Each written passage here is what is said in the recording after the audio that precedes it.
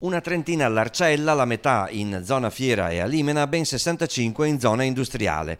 La mappa della prostituzione su strada a Padova negli ultimi anni ha trovato le sue zone pressoché definitive, ma il numero delle donne sfruttate sessualmente è sempre alto, 125, ed è una somma in difetto. Resta difficile, forse impossibile, quantificare quello delle prostitute in appartamento. Registriamo ancora un calo delle presenze delle giovani donne nigeriane su strada, ma rispetto alle richieste d'aiuto continuano ad essere quelle che ci contattano di più e che chiedono di fuoriuscire dallo sfruttamento, sessuale. Il fenomeno della prostituzione è controllato da organizzazioni criminali dell'Est Europa e della Nigeria.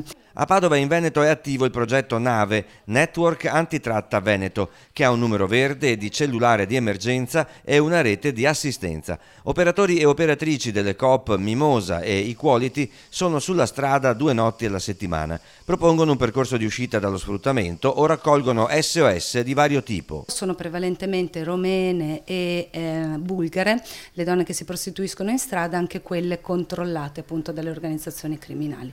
Abbiamo visto anche nei loro confronti un aumento della violenza e anche un aumento delle richieste di aiuto. Fortunatamente, sanno a chi rivolgersi. Passa il tempo, ma la domanda di sesso a pagamento non cambia nel numero e nel tipo di uomini interessati.